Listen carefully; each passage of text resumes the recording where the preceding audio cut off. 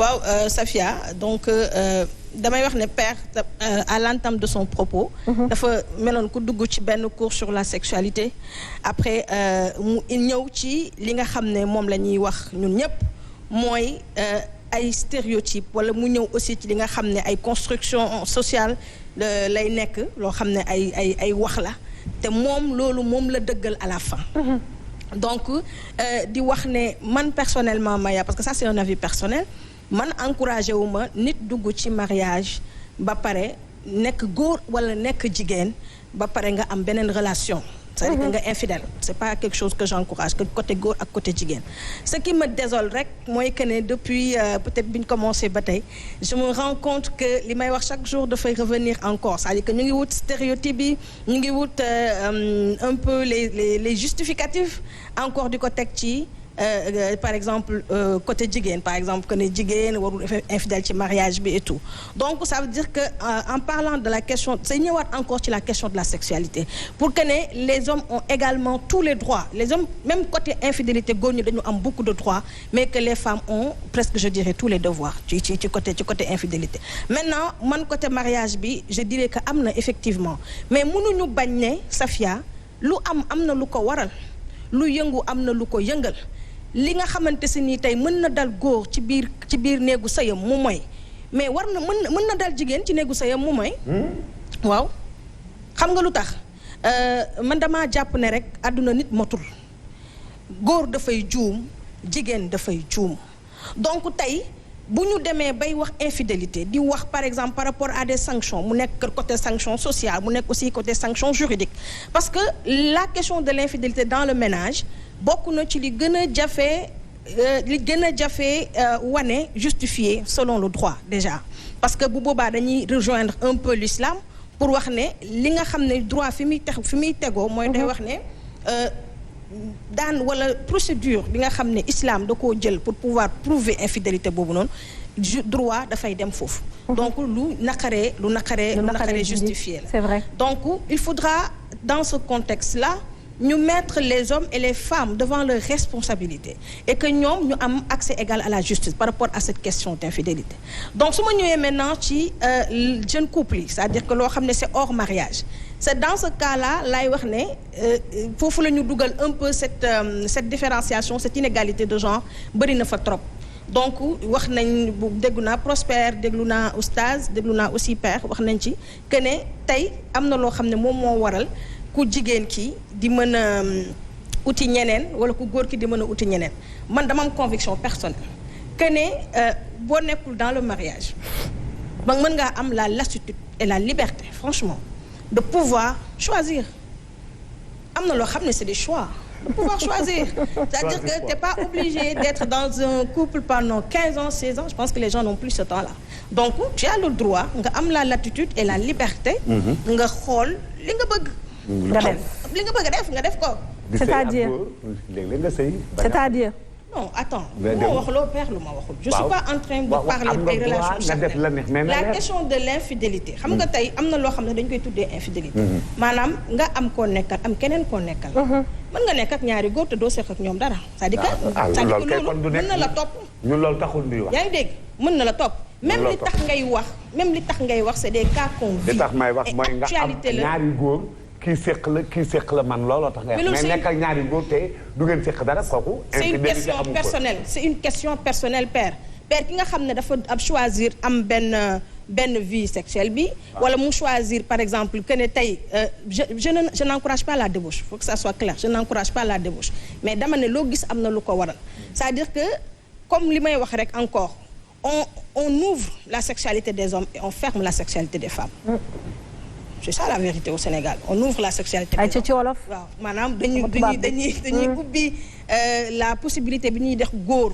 pour que mu mën a am beaucoup de droits ci ouverture ci wàllu sexualité et que ku jigéen ki dañ koy fermer de trop d'accord am na benn point nag boo xam ne am na important parce que jigéen aussi dans le cadre ñu protéger ko am na yu bëri yoo xam ne aussi mën nañ ko wax je suis tout à fait d'accord mais dama ne plus on pousse plus on va vers la violation des droits sexuels des femmes. D'accord balaa may jox kàddu gi maman Ndella Madior damay ñëwaat ci yow Prospère ñi ngi woon ci côté infidélité yi mu mën a andi ay problèmes côté santé bëri na dinaa ci ñëw tout à l'heure ak suñu yaay mais ci déjà ci xol ci xelu nit yi les gens ils en couple ñu ci bëri ils sont plus à l'aise nekkatuñu à l'aise parce que ñi ngi xalaat seeni ay ñi ñu àndal di leen di tromper tout le temps on vit ñun ñëpp ku ci nekk ci ñun yaa ngi xalaat sa conjoint nekk ak keneen et tout te jigéen yu bëri dañuy signer li nga xam ne mooy polygamie nga maanaam nga sa jëkkër war na mën a am ñaar ñett ba ñeent mais bëgguñu ko c'est-à-dire doxaan gi oustaz doon wax au début day metti ci ñoom pour ñu gobe ko. day metti ci ñoom pour ñu gobe ko parce que tout simplement mooy la question bi may posé wu man xam nga pour répondre un peu à Maya mooy gis nga góor dafa am circonstance atténuante bokkul ak jigéen. maanaam liñ naan li ci jig góor jigu ci jigéen. li ci jig góor jigul jigéen. kooku règle générale la. mais góor dafa am circonstance atténuante maanaam da nga am jabar seen lañ laag diw. n'est-ce pas yaa ngi dugg wala yaa ngi génn ñu ne am na droit takk ñaareel. donte sax finalité ba est-ce que da koy takk est-ce que takk ko est-ce que mariage am na sa comme ni ko oustaz waxee sànq labat bi moom foog mu am. giir ngay labat circonstance atténuante la parce que comme ni mu ko waxee moom loolu du ñun ñoo ko def yàlla moo daganal góor am ñeenti jabar n'est-ce pas c'est pas nous ba ko yàlla yi décidé boobu góor fekkewu ko n'est-ce pas. mais comme jigéen moom amul droit am ñaari jëkkër toutes les portes sont fermées parce que amuloo droit am ñaari jëkkër. dëgg la muy benn. boo xasee ba tànn rek. muy benn. ñaareel bi mooy góor bu infidèle ba doom fekk ko ca doom ja santam lay jër am déet. dëgg la jigéen bu infidèle ba doom fekk ko fa sant la ne doomu jàmbur ku lu mu santul dégguma jël santam. santu papaam kon déggoo ma. waxaatal. da ngay nekk ci buum. kii infidèle na góor la. waaw ëmbal na si àll ba. waaw. ngénte jot mu ngénte santam lay jël moom. waaw. jigéen nekk na ci buum. waaw. ëmb ci keneen ku dul jëkkëram. waaw. jëkkëram ngénte rey xar xam na ne jëkkëram jurul doom ji. mais juridiquement santam lay jël. je ne dis pas juridiquement ci moral la maa ngi koo xam ne leer na ma ne ki muy ngénte di ko yóbbu vaccination juru ko. je te rejoins. bravo foofu laa waxee man. je te rejoins. nga wax maintenant santé moo tax wax nga ko sànq la protection de la femme fii sama waa ji li may ànd ak moom bëriwul mais fi li mu doon développé sànq xam nga mooy lan moo tax ñu taamu jigéen wax mës naa ko wax ci émission nga toog dal ba am ba kooku nu mu tuddati ba dugg ci ba gis ku la bëgg ñu maye la. xam nga nu mu lay. Sawaajan ah. Sawaajan yow. mënoo jaar sama tur je m'appelle Mbaye Ngoné. monsieur Mbaye Ngoné Fall. c'est plus correct. sama waa ji sama waa ji c'est affectif. c'est affectif. sama waa ji c'est affectif. il ne faut pas avoir le complexe de dire père Mbaye Ngoné. waaw déggoo ma ne sama waa ji loolu c'est affectif sama waa ji déggoo mu naan sa waay na mu fekk mu mat waay koo koy woowee rek c'est affectif mais bon c'est pas ça tu vas tourner. gis nga j'ai perdu même le fil de ce que je disais. waaw yaa ngi woon nga ni papa li mu wax da nga cee d'accord. waaw xam nga tax. parce que toujours dans le souci de protéger la femme. n'ose pas le dire. dañ koy wax ne ko taamu nañ mu toog ba jëkkër jot ñu muur la nga sëyi c'est pour éviter effectivement li père doon wax parce que boo si xamee ñett ba ñeent. daf lay sonal.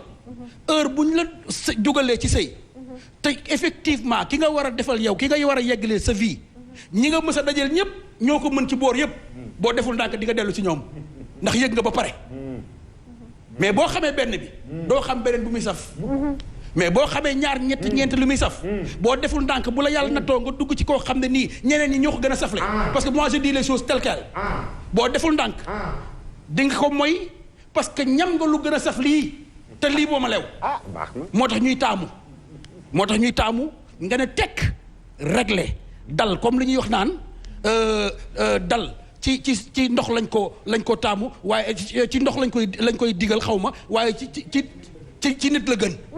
loolu bokk na ci c'est une forme de protection de la femme parce que tout simplement soo seetloo n'est-ce pas Safia góor infidèle na pendant 30 ans pendant 50 ans comme ni ma wax rek au pire des cas dafay joom day judd rek mu assumer. D'accord. mais bu dee jigéen lan moo favoriser en ce moment même infanticide. sama jëkkër tukki na. bañ ma koy may kat dañ maa forcé woon. wala sax amande forcé wuñ la. mais am na comme li ñuy wax neex na ba pare moom dem na yëg-yëg la. tolluwaay la. nga ne ci li nga nekk ba nga ne fépp. parce que day am ñaaray mën a nekk soit nga garder mu nekk effectivement way bu dul fay. wala nga wuti pexe yi nag ñaar la. moo xam ngay jéem a dindi far sa ceek ñàkk sa bakkan moo xam effectivement nga jur ba mu jur nëbb ba mu génn nga takk ci mbuus teg ci mbalit mi wane ginnaaw. yóbbu la président lu mu ci mënti doon benn baaxu ci. benn la ci rek. exactement.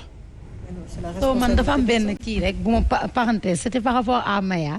dama dégg mu wax tout à l'heure ne ku nekk tey bu dee sëyagoo war nga mën a am choix wu ci wàllu diversité peut-être. jigéen wala góor bu sëyagul ah. su ma juumul pour ne pas déformer ses propos c'est ça.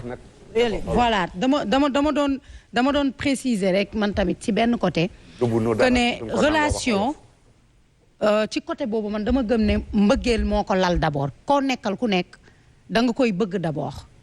te koo bëgg li tax nga naan da ngay porter say choix feneen wala di xool leneen. la ko manqué tey war nga ko matal. te jigéen soo nekkee ak nit wala góor nga nekk ak jigéen c'est pour des projets. dama ne relation boo xam ne amul projet de vie amul sens soit ñaari nit yi dañuy ànd di foo soit ñaari nit yi dañuy ànd ci loo xamante ni ñoom ñaar ñëpp mën nañ ko rëccu.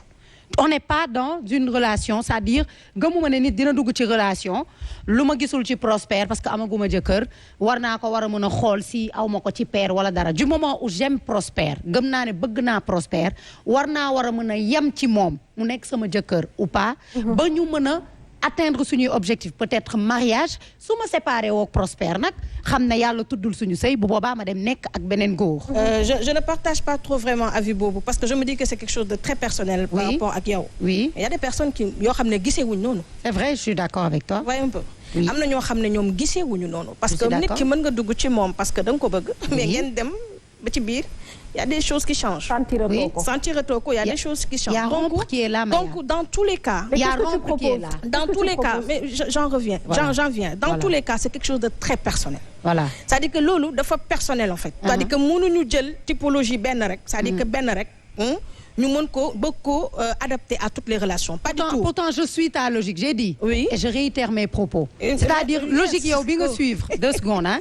Logique bi nga suivre ba war a mën a jox nit droit wu. bëgg mën a xool feneen logique boobu laa suivre ne la pour man soo bëggee. jaluma benn stéréotype wala dara teg de dama ne. nit soo bëggee nit pour man Sophie Gueye. oui war nga war a c'est important. pour yow c'est important de préciser soo bëggee benn nit. war nga war a mën a fidèle gis nga man personnellement infidélité accepté wu ma ko. ci ndax su ma rëccee rek dootuma ko am. ñëwal papa. nga ne soo nekkoon ak Prospère ba yàlla weddi su yàlla weddiwul mën na doon sa borom kër mu denc la ak kii nga ne ba yàlla weddi. nga dem ca keneen. boobu day fekk yaak Prospère duré ngeen ñaata année. boobu day fekk yaak Prospère fu ngeen jaar. ndax Prospère ñam na wala ñamut. ci yàlla rek lay su fekkente ne ñam na déjà xam nga ko soo demee feneen fekk fa leneen lu bokkut ak li Prospère yor. nga baal ma Prospère ndax sànq damaa wax oustaz di ko wax exemple mu ne ak ñàkk a yaree di ko mooy nga xool ma man di ma adressé mais thème bi moo ko demee non non dootu ko am ci man oustaz dootul am loolu ci man non jeex na. waaw dama bëggoon avancer ah. waaw comprendre nga ma amul problème merci amul problème. voilà donc li ma doon wax mooy parce que pour ma mën a développer il faut que ma wax base couple. maanaam nga nekk ak nit te sëyagoo leen wala nga nekk ak nit ngeen sëy. base relation dafa war a nekk mbëggeel. te mbëggeel boobu mooy doon nag moteur bii tax ñuy bëggante di muñalante. di supportante malgré défaut yi mën a tax peut-être une personne dem voir ailleurs. adultère dafa baaxul ci góor baaxul ci jigéen foog naa oustaz wax na ko tout à l'heure pros da nga wax ba ni condition xaw ma góor dafa am lan nga ko wax tout à l'heure circonstance atténuante c'est-à-dire adultère ci góor comme ci jigéen un homme marié waaw maa ngi ñëw bu dépassé xam nga labatu islam 3 mois la wax de bu dee dañu topp diine bi leen may 4 femmes labat bi dafa am fu mu yam bu fekkee ne da nga jël diine jël ko def ko comme excuse warta war a mën a tax benn que tu tires sur tout ce qui bouge warul tax tamit nga am sa soxna di aller voir ailleurs parce que da nga koo teg ci diine ndax dama ne góor dafay nekk adultère ci biir mariage am jigéen dafay adultère ci et tiens-toi bien ñoom ñaar ñëpp ñoo bokk daan bu dee li may wax amul oustaz nga ne ma nga rectifier ma waaw maanaam non seulement ñu léegi ñooy bokk daan boo gisee ma wax loolu mooy infidélité dans un couple dafa nekk loo xam ne ñaari boor yëpp ñoo ko war a moytu pour la bonne et simple raison mooy conséquences yi am lorsque tu as un projet de vie avec une personne da nga koo warul wor da nga warul nekk ak moom mu nekk sa soxna nga uuf ko mu nekk sa jabar rawatina nag gis nga bu fekkoon infidélité sax booy dem labat takk jabar ñëw indi sa kër waaw mais infidélité bi boo xam ne àndul ak xeeb prospère bi ngay gis ci société bi yor sa jabar yaa nga cay sëram yaa ngi ci ay xaritam yaa nga ca koñ ba di doxaan xale bi nga xamante ni moom moo ko yar dafa nekk ay xeetu infidélité yoo xam ne àndul ak xeeb te lu àndul ak xeeb ci àdduna ci boppam day wàcc sa daraja gis nga góor dina am responsabilité am daraja am personnalité mais di def sax loo xamante ni bu ëllëgee ci biir day xeeb lu boppam c'est pareil pour la femme donc pour te rendre le cadre bi je pense que pour nga mën a am une relation stable et équilibrée da nga koy baser ci mbëggeel basé ko ci yërmande et fidélité parce que fidélité mooy birndeel nit ki nga nekkal nii que ne am na foo bëgg egg ak moom bu dul loolu nag munoo lu manqué ci kii nga dem wari ji ko ci kële muy góor comme jigéen merci nga baal ma Safia juste pour non je vais revenir vers toi nit ngay toog ba benn bis nga romp mu dem wuti keneen nga dem wuti keneen njob ba dem gànnawat musu leen a séq dara loolu yenu na maanaa Aïcha Maman Ndella bëgg nañu am sa avis aussi par rapport ak thème bi nga xam ne moom la ñu jël tey déglu li Maya wax Prospère Sophie papa ak oustaz yëpp donc dañ lay bàyyi yooyu tamit soxla nañ sa avis aussi. ñeenti at ñu la koy labat. oui. ngeen di soumettre ak sa côté médecin xam nga médecin nga infidèle tamit am na lu muy dans les couples légalement mariés. oui. en tout cas ñun man bokk naa ci génération jigéen yi nga xam ne. di ñu mbaraan ñun xamuñu mbaraan ah.